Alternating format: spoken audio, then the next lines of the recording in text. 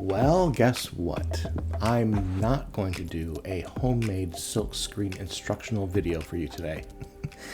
Well, I was going to do that, but then I woke up in the middle of the night last night, and my gut just said that my art experience this week could serve a higher purpose, and it's going to be better than a sad instructional video where things don't quite go right. So instead, what I'm going to do is talk a little bit about things that can increase the value and meaning of artwork. So which one of these two images is the more valuable one? Can you tell? This video will tell you why one of these identical images just might be more meaningful than the other. I am Brian, coming to you from the Baru Art World headquarters in the hot, sticky Lone Star State of Texas. Ooh boy.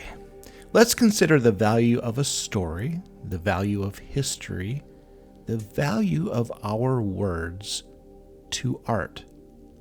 And in the background, you can watch my attempt to create a silkscreen t-shirt totally from scratch, one that I thought was going to be a complete loss, but ended up having a very happy ending. Well, imagine that you have a beautiful piece of pottery. Maybe it's a bowl that is gorgeously shaped and maybe painted, and it's beautiful, and it will hold a certain amount of importance to you. There will be an inherent beauty to it. Now, suppose that your very cute, adorable pet cat named, let's say Pookie, all of a sudden gets the zoomies, runs across the room, knocks the bowl, and it falls to the floor and it cracks. Well, the value of that bowl has changed. You know, what good is a bowl that isn't a bowl? So you can get out your super glue and get it all back into one piece, more or less. And the value of that bowl has increased a little bit, probably, from its broken state. But you know, even if you do a perfect job, get all the pieces, leaving no visible seams, you will probably still feel that that bowl is not as valuable as it once was. Even if you can't see it, you know what happened. And your cat probably never even apologized. But suppose instead of hiding the imperfections with superglue, that you used some sort of binding with gold. This is the Japanese art known as Kintsugi. Instead of hiding the story of the cat, now you are going to draw attention to it, and the repair can be quite beautiful. It's possible that bowl will be even more important to you.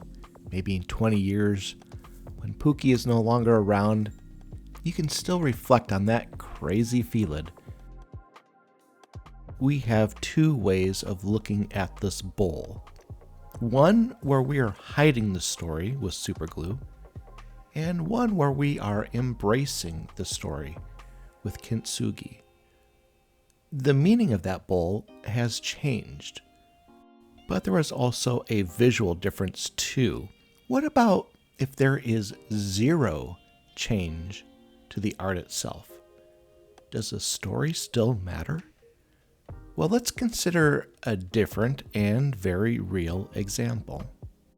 There is a musician named Stephen Cummings, who I am partially choosing because he's not terribly well known outside of Australia. His latest album starts with a song called Carry Your Heart.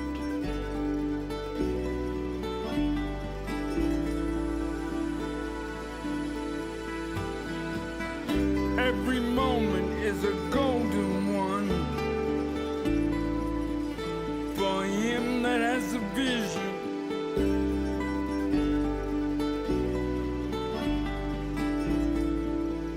For him that has a vision, every moment.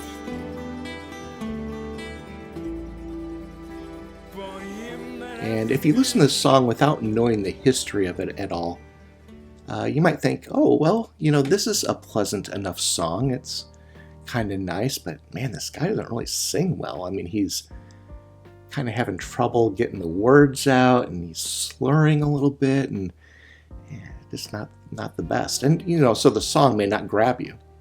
But what if I told you that this was the first song on the first album since he had a severe stroke, and that he didn't know if he would even be able to sing again? Well, with the help of friends that were willing to take things at a slower pace, they were able to create a beautiful song about gratefulness, and that just hits different. It's the same song heard in different ways.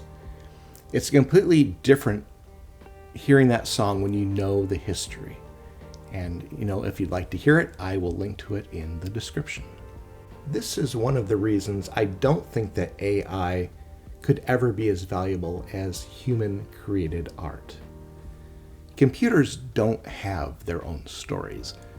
There's no real intention. It's a synthesis of some random human experiences, and the generated art may look stunning. There's no doubt about that, but the meaning would need to be invented by a human. So that kind of brings me to why I changed my video from being instructional to something different.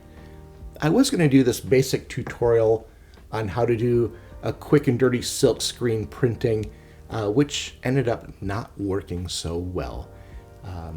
And I think what happened was that the screen coating diazo stuff was pretty old, and it wasn't setting and exposing properly. So this was a problem because what were supposed to be nice, crisp lines were now kind of fuzzy, and what was supposed to be fur on a shadowy creature became blobs of who knows what. It wasn't like a huge unmitigated disaster or anything like that, but I definitely saw the things that were different from my original vision. My friend, though, he didn't see it that way at all. Now, I didn't tell him anything about my misgivings about the print. I just asked him if he would sort of model it for a video sequence, and he was happy to do so. And then he asked if he needed to give the shirt back to me because he wanted to keep it. He thought it looked really cool. And believe me, this guy isn't going to wear something that he didn't like, so that made me feel really great. But then I realized that I was tempted to tell him about the things that went wrong. The splotchy ink, the misaligned registration. These are all the things that bothered me, but it didn't bother him. And pointing all that out could very well have spoiled the enjoyment of the art for him.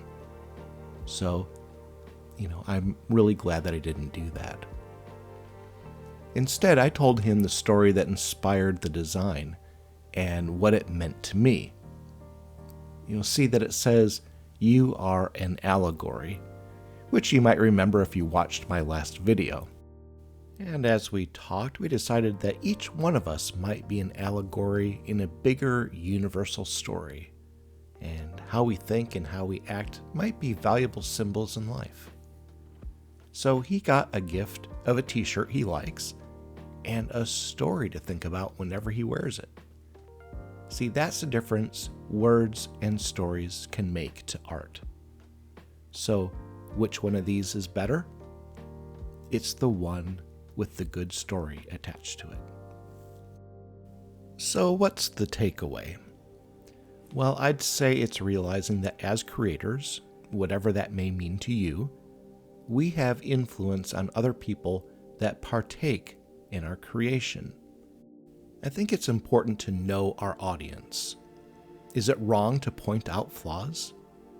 I'm certainly not saying that, because sometimes that can be the higher value. Perhaps to another artist, we can use that to teach or even to entertain, for instance. But sometimes our audience is someone who just wants to enjoy what we took time and effort to create. Maybe the higher value there is just to be appreciative. Thank you. I'm really glad that you like it.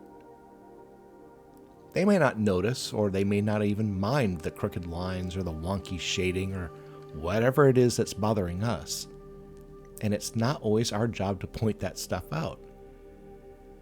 And we can take it a step further by adding a story about where the idea came from, what it might mean to us, or some other thing that might heighten the experience for the other person. I'd love to know what you think about this subject. Maybe you have an example you can share with us. And by the way, I will still do a Silkscreen tutorial because I've had a few people express interest in that, and it's really fun to do. If you didn't see last week's video, do check it out. It's a fun voice-acted story from which this image was taken. And this video, I hope that I gave you a thing or two to think about. And if you did enjoy it, I'd be very happy if you click on the like button and maybe even subscribe. And oh man, we could be one big happy family. Anyway, thank you all so much, and we'll see you next week. Bye-bye.